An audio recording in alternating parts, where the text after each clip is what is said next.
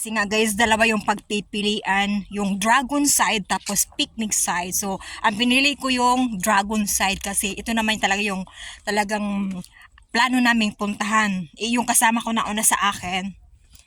Tinawagan ko si kapatid kung asaan sila. Dito naman talaga sila sa dragon side. Ayan na pala, natatanaw ko na eh. Andyan ka pala eh. Aba, buti nga naman na tama yung ano ko, yung ruta ko. Yung ruta kong papunta din eh. Ayan guys, pataas na naman tayo. Hagdan-hagdan. Ayan. Buti nga hindi malamig. Pero hindi ka naman talaga lalamigin din. Kasi nga, akyatan to the max, maglalakad. Siyempre, mag-uubos tayo ng energy natin. Mamaya-maya nito sigurado gutom. Ayan. Hengal na, catch. Hengal na. Aba, kaya-kaya yan. Nihingal na catch. Pero ano naman guys, may ano naman ako na water. May dala ko. Kahit hindi naman tayo mauuhaw, syempre. Kailangan laging handa tayo. Diba? Hingal na catch siya. Pero pag pababa nito, hindi na masyadong hihingalin. Ngayon lang kasi nga paakyat. Ang dami nilang mga bulaklak din. Oh. Ayan. Bulaklak. Tadan! Ito ganda oh. Sige. Ha? Hingal na mo. Hingal na me. Oh. Palagi naman nilang tinitriman oh. Halata naman laging tinitriman. Ayan. Siyempre pag may malaking bato. Ayan, malaking bato. Wah. Hingal na catch. Hinihingal talaga ako magsalita.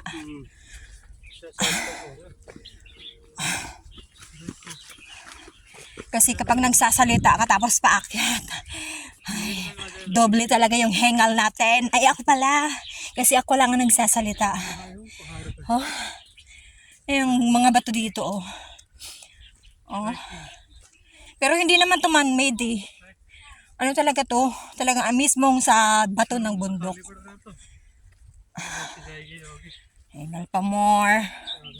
Kasi dinadahan-dahan ko lang kasi maganda kasi sa cam kapag dahan-dahan lang para hindi siya masakit sa mata.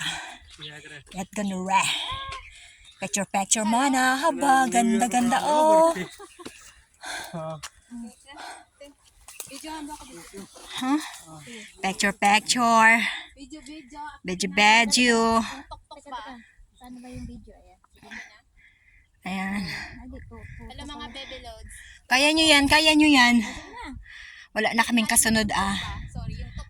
Ayan yung kasunod, saan yung kasunod namin? Wala na oh. Aba oh, wala. Sige. Tig-isa tayo. Ganyan oh. Ganyan ka. Hindi. Tapos na, video na kita eh. Ayun na. Hindi.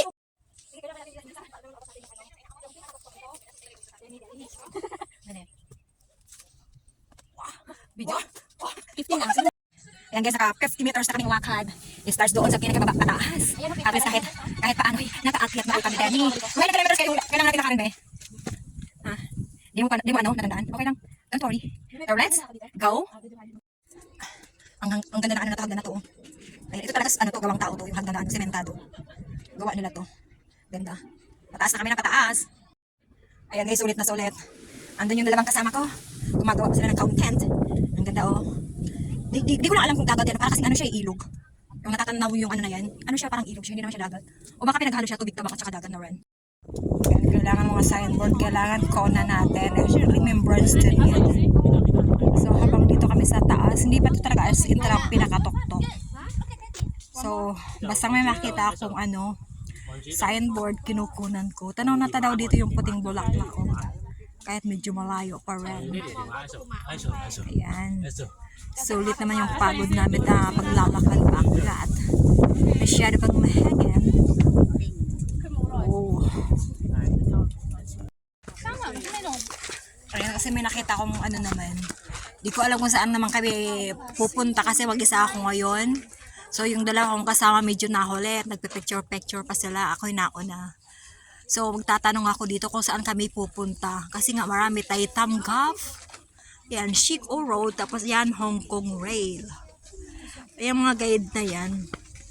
Hindi ko alam kung saan kami patungo dyan. Kaya tantayin ko sila dito. Siyempre, dapat magkakasama-sama pa rin kami. Pero maganda sana itong pakanan na to. Gusto ko itong pakanan. Kasi Thai Tamgaf. Hintayin ko sila dito. Ito yung ways papunta ng Dragon Back. Iba rin kasi yung Thai Tamgaf. Medyo 3.5 kilometers. So ito, Dragon's Back. Half kilometers na lang. Maabot na yung Tok. So kaya mag-isa ko ngayon. At mahuli yung mga kasama ko. Sige, go, go, go. Labarn. Labarn tayo, go, go. Dito na kami sa Tok. Masyadong mahangin. Pati teleport ko nakakasama na sa lakas ng tinanggal ko na nga yung sombrero ko kasi baka mamaya tumilapaw. So paikutin ko na yung camera ko para naman makikita yung lahat ng views. And syempre marami kami din kasama ko sana kayo. Masyado silang matagal kaya nauna na ako. Alam mo naman paikutin ako. Sana kayo. Masyadong mahangin. Kapit-kapit mga kapatid. At baka ilipain tayo ang abang lakas. Oy! Talagang guys, yung video ano lang, hindi talaga yung mahangin lang talaga. Makikita yung yung beach na yan. Shake po beach yan. Kasi yan sa maganda mapunta. Pero yan yun. Sa dragons. Bakit namin yung siwa at lakas ng hangin. Finally, we are here. Thank you so much guys sa lahat ng pages ko. Sige na lang. Bye-bye! Ay, pakita ko din yung kasamahan natin na ito. Bakit na naman yun? Hotel. Ayan guys, yung daan namin dito. Pag maulan, hindi maganda pumunta dito kasi mga dulas Kaya mas maganda na maaraw, kagaya nito. Pero hindi naman direct yung araw masyado. Medyo makulimlim siya kaya tamang-tama lang sa pagpunta namin. So nakita na naman akong signboard. Siyempre pag may signboard, dapat kunin natin. Ayan, habitat restoration. Hindi pwedeng tapakan yung mga halaman din Pero kailangan din talaga natin palagaan yung ating kapalikuran. Para naman sa susunod na henerasyon, di ba? Kahit yan halaman, syempre may buhay pa rin yan. Asa na yung aking mga kasama? Aba, ayan. Hinihingal pa rin ako catch kahit dinin ako sa bundok, sa tuktok ng bundok. Guys, pag nandito ako sa ganito, makikita ko na buhay na kapalikuran. At syempre,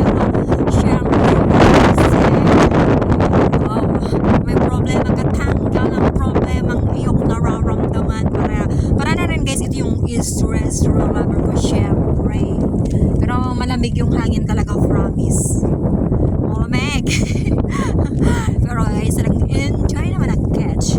Nandito man ako sa pinakatuktok ng bundok na init as in Bicol yun guys, na Bicol ka na talaga.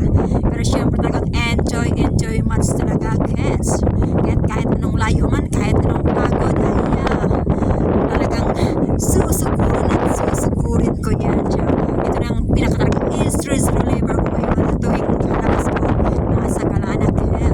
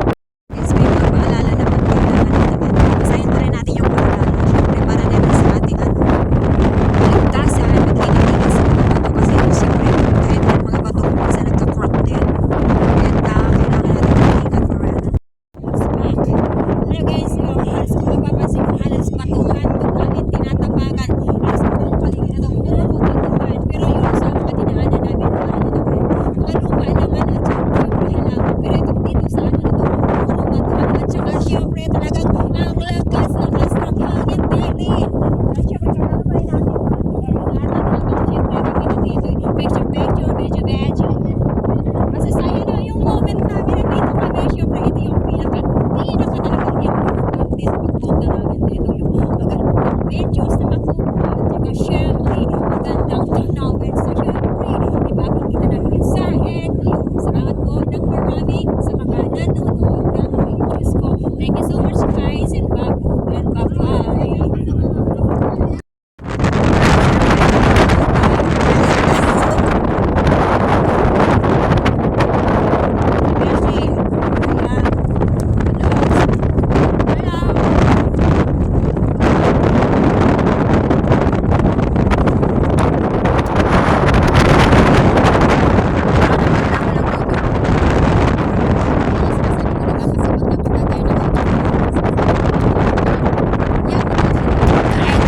Pinatay na lang namin.